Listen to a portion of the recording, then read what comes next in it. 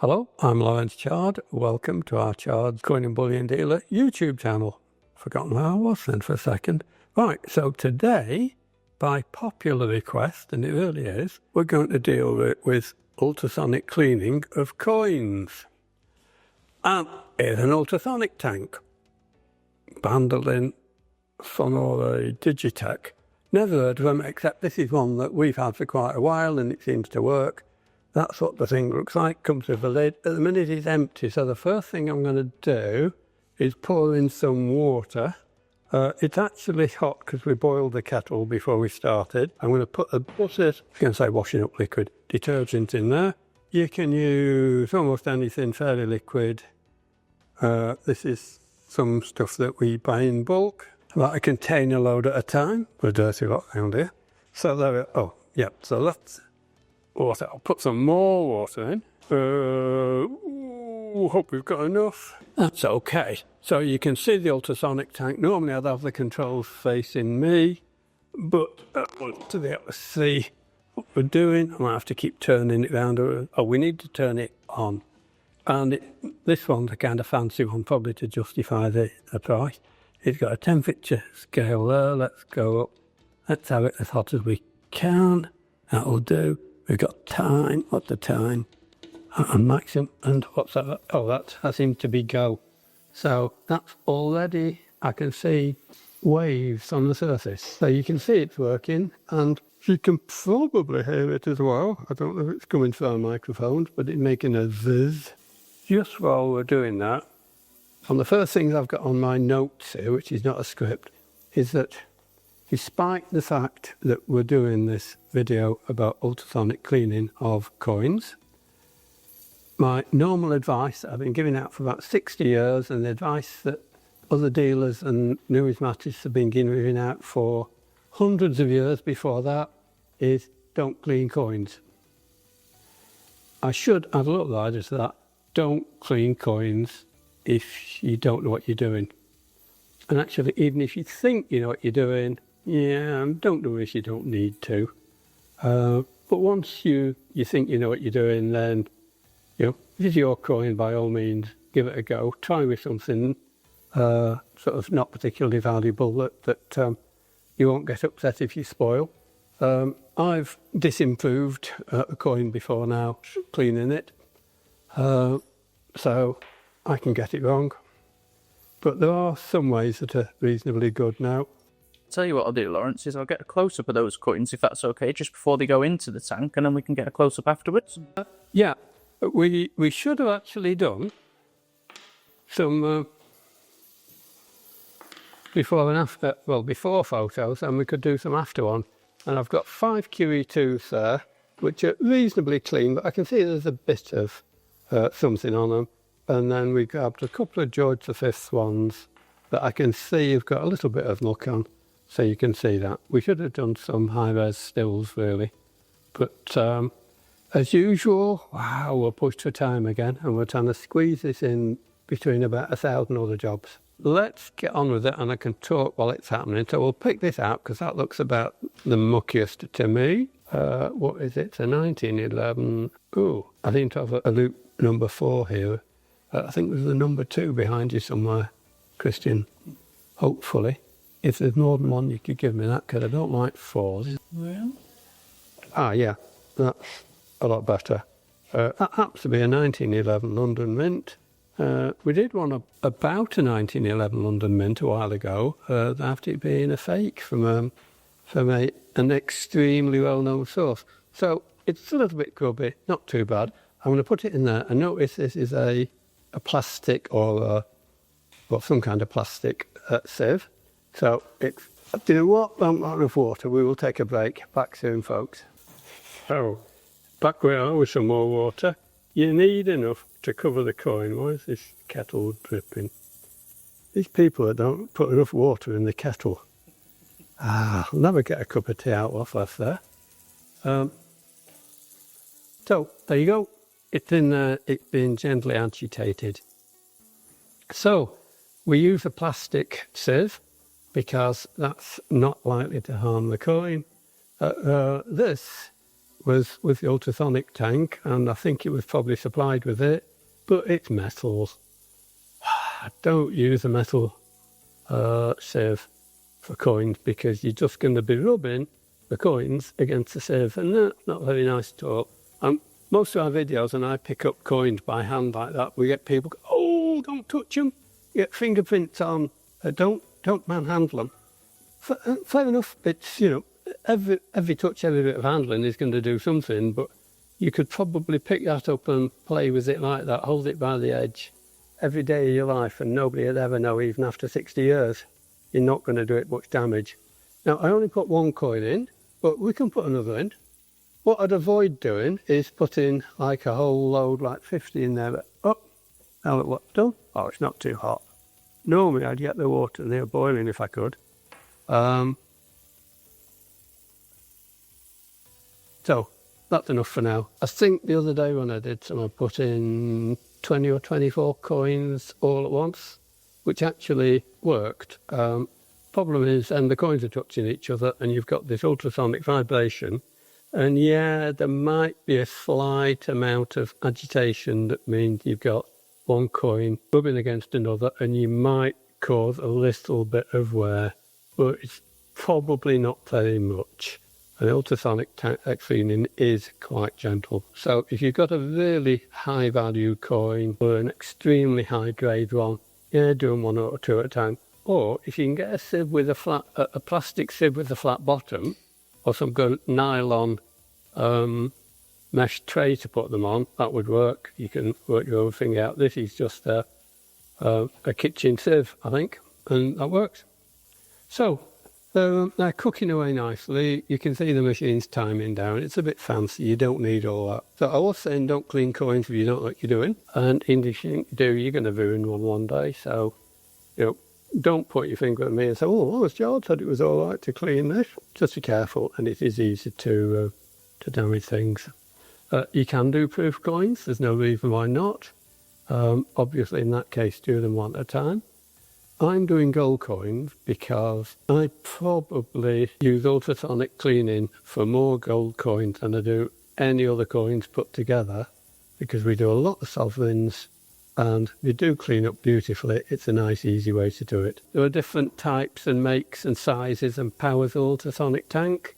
It's my guess that the really cheap ones that you can get from Argos and eBay and Amazon are probably cheap and nasty, and they're possibly not even worth having. I might be wrong. If you've got one, if you bought one, if you've got a bargain ultrasonic, post it on the comments down below, which I've not mentioned so far. If you notice me make any mistakes, or I say anything you don't agree with, pop that on the comments. We like to hear it. If you agree, you can put that on there.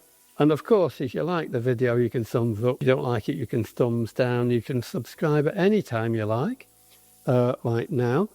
So anyway, so there are different ultrasonic tanks. You don't need a big expensive one, in my opinion, but I'd probably avoid the cheapest, nastiest ones. You obviously need a power supply, which we've got. You need some clean water. Ooh, that's getting hot now. You need some detergent or surfactant.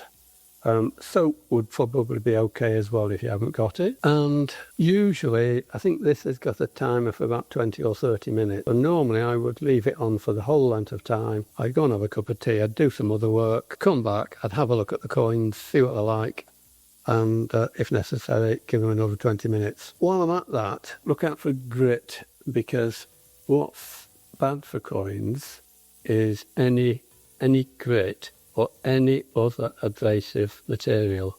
So sand is gritty, some rocks and minerals are gritty, and if you get a proprietary metal polish or other polish, it may have abrasives in it, very, very fine abrasives.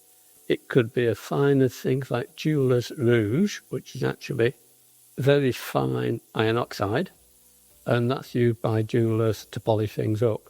But don't use it for coins, even though it says jeweler's rouge, because jewelers don't know much about coins and they tend to ruin them. And an abrasive like that works by scratching the surface of the whatever you're polishing with it, whether it's a coin, whether it's your silverware at home, whether it's the trophy you've got. Be careful not to use abrasive. Also, if the coins are very mucky and you think there's grit and dirt on them, what you might want to do is take them out after 5 or 10 minutes or maybe 20 minutes, pop them onto a towel or some kitchen roll while you're doing it, and then rinse the sieve out, clean it out so there's no grit in the sieve, because if there is grit there, that will be scratching away at one of the coins and it won't really good.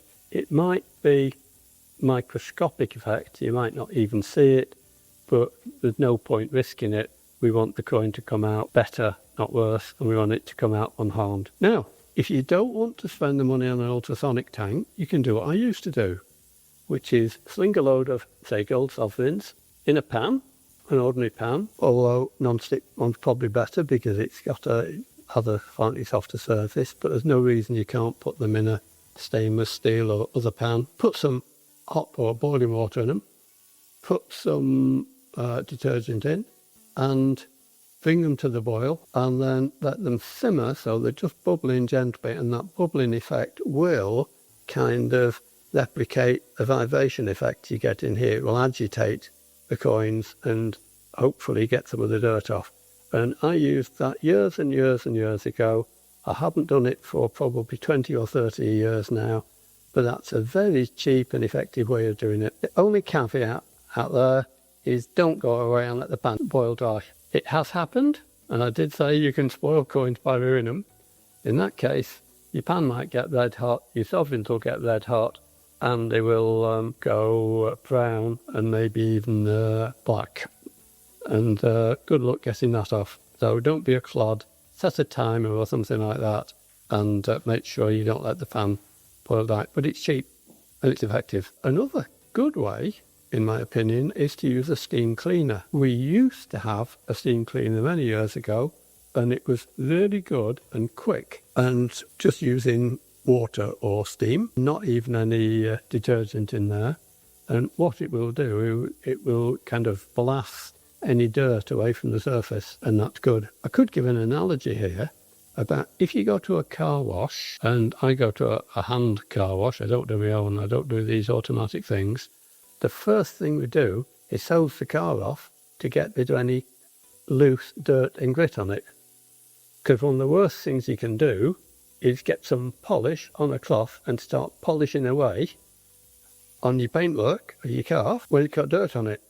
Because if you do that, you're going to be polishing it with abrasive grit and dirt that's on it, and that will scratch your paintwork, and that's no good. Similar thing here. We don't want to scratch things, don't use abrasives, which is why water is a very good way of cleaning things. I mentioned by popular request because what was the video we just did? It was 1910. Yeah, 1910 sovereigns, 24 of them. There were a third of the comments said, oh, we'd like to see an ultrasonic cleaning video or a video about cleaning coins. So there you go. Don't say we don't listen. We read, we listen. We can't always push things in quickly, but hopefully this is going to be a fairly quick. How long's that been on for, Christian? And I've been yakking away. We're about 15 minutes in now. That's too long. We need to. This should be 5 minutes at the output. But anyway, so what we'll do, we'll pull these out. They're still a bit soapy. Normally I'd give these a quick rinse in some hot water. You can see the colours here. The red one and the yellow one. And let's have a look. Dab my finger on just to feel how hot or cold it was. Turning, is that annoying you? It's a little bit low. Ah, well, you get used to it. Oh yeah, and this one looks nice and bright and shiny. And any muck that was on it seems to have gone. I can't see any on the edges. And that really looks good compared with how I think it looked when it went in. The QE2s here weren't very dirty, but they look brighter as well. So that's good. So yeah, that's done a good job. That was very easy. We dry them. Just dab them dry. Don't rub them. I've got a coin in my pocket. I could rub it, but no. Rubbing is not good. You might have dirt, grit on your fingers, and even just your own skin might just would put some wear and tear on those, so we avoid that if we can. Even though I pick coins up and I handle them like this, I'm still very gentle with them, and even when they touch and make a noise like that, I'm still not giving them any appreciable amount of wear and tear. So that worked. What's on my script that I've forgotten to go into? I think obviously you've demoed the sovereign coins, but I know you mentioned it'd also work on other metals. Yeah, you can clean silver coins. You can clean almost any coins of almost any metal. You've just got to be a little bit careful with some. Certainly platinum and palladium will clean beautifully. Again, same thing, don't use abrasives. You can use an ultrasonic tank. Again, if you didn't have an ultrasonic tank. Oh, one thing I mentioned is that you can actually, if after several goes in the tank you've still got some muck in there, you could try using a very soft brush, something like an old toothbrush, and just gently brush the surface. But make sure you're not rubbing any grit on the coin, and that might just help to free the coin. You could even try just running it under a tap turned on full for a little while. That might ease off some of the muck, and again, if you brushed it at the same time, that might work. But as I was saying, yes, you can clean silver coins. Always a little bit dubious about talking about cleaning silver, because there's a difference between if a coin's got muck on it, dirt, or it's toned or tarnished or looks a bit dull. What we won't do here is kind of improve any toning on the coin. The toning on gold coins like this should be unaffected by being cleaned in an ultrasonic tank. Similarly, the toning on silver coins shouldn't be affected, but if you put a toned silver coin in and expect it to come out bright and shiny, then you're going to be disappointed, because the toning is not dirt, it's chemical. It's because your silver's reacted with gases in the atmosphere, often things like hydrogen sulfide, and then it will go yellowy, browny, black. If it's got very natural old toning, leave it alone, because some collectors much prefer, and dealers like it, I much prefer to see an old coin, silver coin, with natural toning, and toning that's developed over decades or centuries, than to see one that's been cleaned. If you go and use things like silver dip, which is a chemical type cleaner, it's not abrasive, but it'll look horribly bright and shiny. We do occasionally use silver dip if there's really bad toning or tarnishing on silver coin that it's unattractive. But I'd still do it carefully, and I'd still be concerned about it. Yeah, you can do it on aluminium, you can do it on copper nickel. Be a little bit careful with nickel brass, things like brass threepenny bits. Certainly they don't like damp conditions, so make sure you dry them properly. But otherwise, there's no reason you can't do anything else, really. What else have I missed there, Christian? I think you've covered it all, to be honest. Right. I haven't read the backside yet. No, you've gone through that, though. I've just been following that, and you've done it without looking. Well, that's good. Unscripted. How about that, folks? I must know what I'm talking about. You wouldn't believe it, would you, from listening to these videos? So, have I gone on long enough? Is there anything I've missed out? Hopefully not. If I have, put it down on the questions and comments. We'll have a look, we'll read them, we'll try and respond.